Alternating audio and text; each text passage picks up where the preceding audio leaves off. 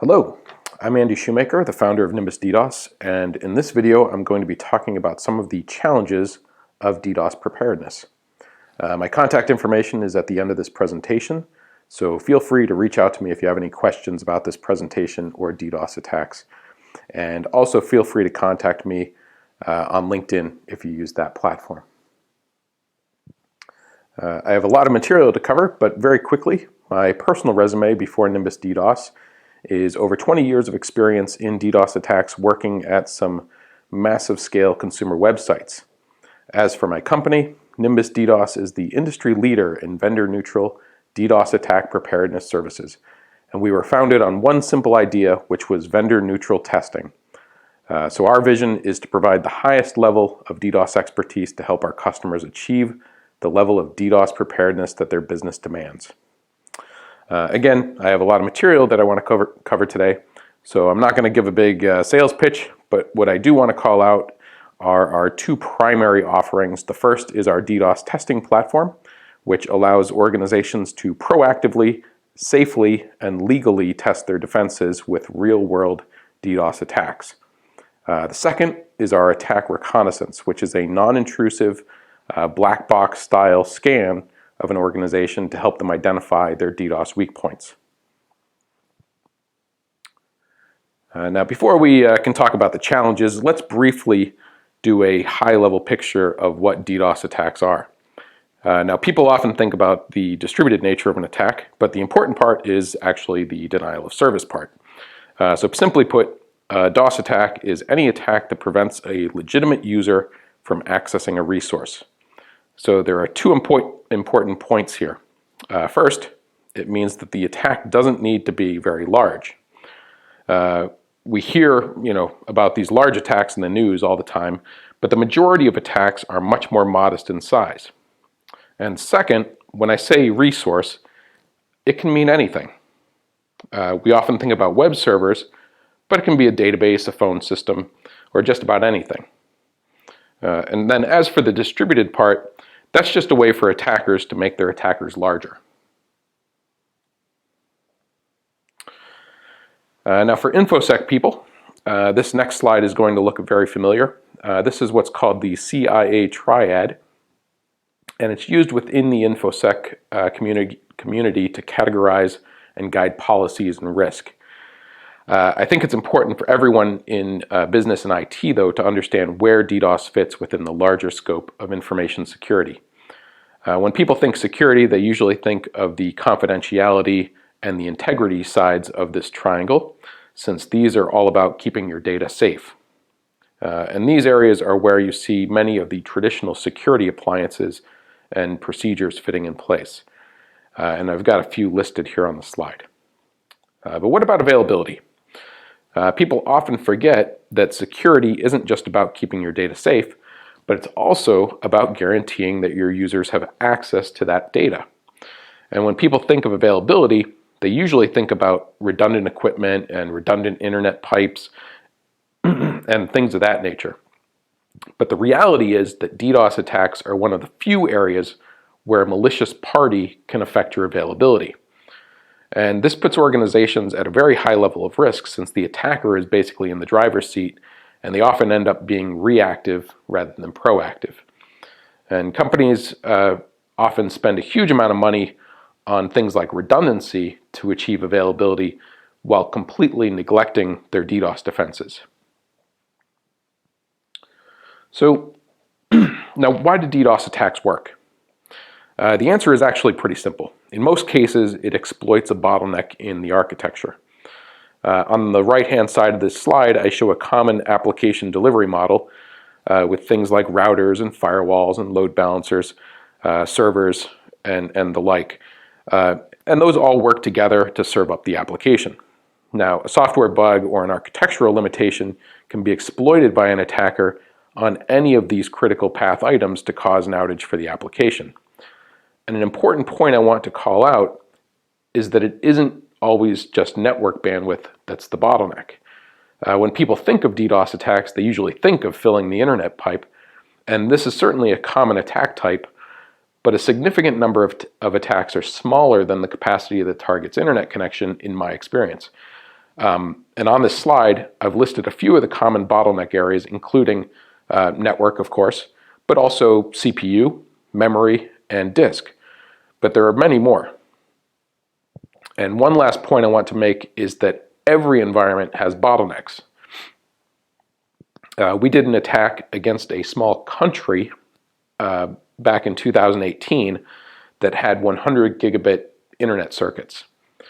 And even they were susceptible to an attack, albeit at a much higher threshold than most enterprises. So let's talk a little bit about the different types of attacks that we see.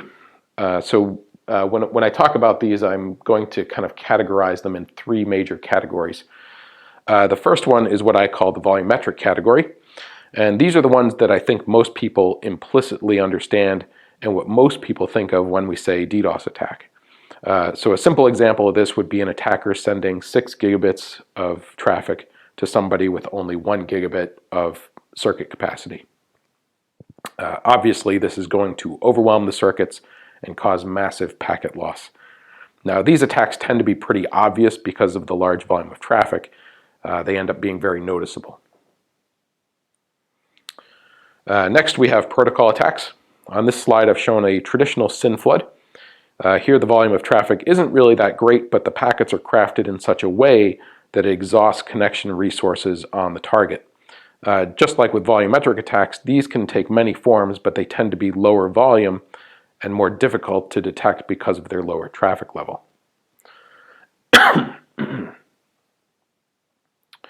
And the last category is what I call layer 7, or application layer attacks. These are the attacks where the attack traffic mimics legitimate requests. So this would be something like an HTTPS flood where the attacker is sending a massive number of legitimate web requests to overwhelm the target. These are the most challenging to detect. The volume can be very low, and the attack can appear nearly indistinguishable from legitimate customer requests. These are often misdiagnosed sometimes as flash crowds, or some other sudden spike in traffic that is presumed to be legitimate. Now, before moving on, I want to pause for a second and call out that the three categories of attacks that I just mentioned, those are just groupings that we use. There are literally hundreds of DDoS attacks in the wild, and although they may share common elements, they are each very unique. So when you think of DDoS attacks, it's important to keep in mind that it isn't just a single threat that you just patch and walk away from. It's actually many different attacks, all with very unique characteristics. Okay, so with that background information behind us, let's talk about those challenges of DDoS preparedness that I mentioned earlier. So to do this, consider for a moment the common mitigation pathway. Before we can mitigate, we must first detect an alert, and after that, some remediation or incident response must occur, and then lastly, there's usually a follow-up analysis done. Now, this is a very general flow, and it's common in most incident responses, whether it be for a DDoS attack or some other traditional outage caused by other reasons. And certainly each enterprise is going to be a little bit unique, but these are kind of the major areas that most mitigation processes follow. So let's talk about detection challenges first. The first is that DDoS attacks may be modest in volume. People, again, often think of these attacks as large, but that's not always true. In the graph on the left, you can see that the traffic is pretty steady, and then at around 2143, it suddenly jumps up to the 1 gigabit maximum for the circuit. Now, this is very obviously a DDoS attack. But what about the second graph? Now, here you can see that at 248, the outbound traffic drops sharply, and the inbound traffic also drops slightly. So what's going on here? In this particular case, the attack was a protocol attack of modest size, and the reason the outbound traffic dropped is because the attack had actually caused normal traffic to stop working. So you might see how this could be misdiagnosed as perhaps a buggy firewall or a buggy router or something like that, or have some other non-DDoS related cause.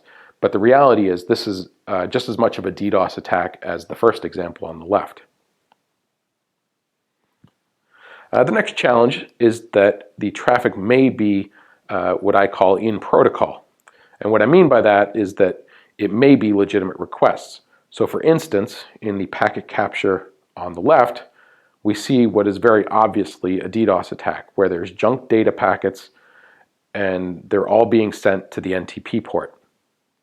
And the packet sniffer, it can't decode the contents because it's just bogus data. That's why it says, NTP v3 unspecified length 1400. These are 1400 byte packets, and it's just junk data. Now, on the other hand, the packet capture on the right shows a DDoS attack that is actually sending legitimate DNS queries to the target.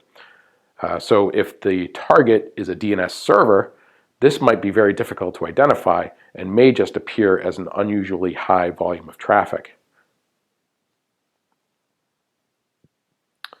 Okay, so let's assume we detected the attack. Now, what are the pitfalls associated with mitigation? First, we need a mitigation that is high quality. Now, for me, what that means is that the bad traffic is blocked and good is not. Now, that's a very simple criteria, of course, and it's actually more important to protect legitimate traffic than to be 100% effective in blocking the bad requests. Second, we need sufficient mitigation capacity. So if you install a DDoS appliance in your data center, your mitigation capacity will always be limited by the appliance and your upstream ISP circuits. So although it's uncommon, DDoS attacks are now exceeding 1 terabit per second. So this size can certainly overwhelm not just an enterprise data center, but even their upstream ISPs. So again, capacity is very important. Third, we need to talk about latency of the mitigation. Whether it's an on-premise appliance or a cloud service, all mitigation adds latency.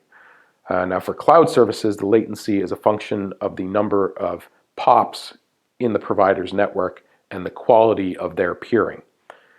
Generally speaking, the on-premise solutions have lower latency, but again, they have other challenges associated with them.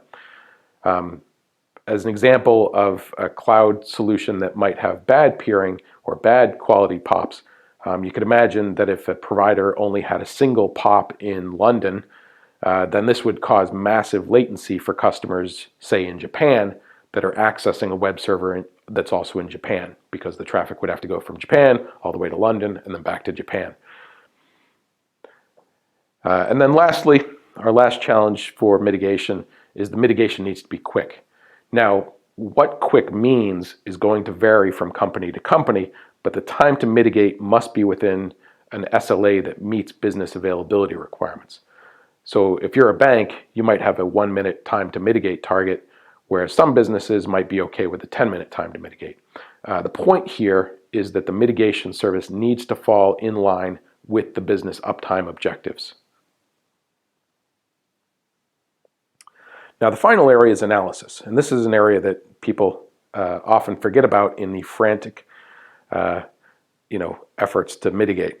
So the challenges here is that, like I said, people often forget about the analysis that's going to take place afterwards because they're frantically trying to bring the site back online.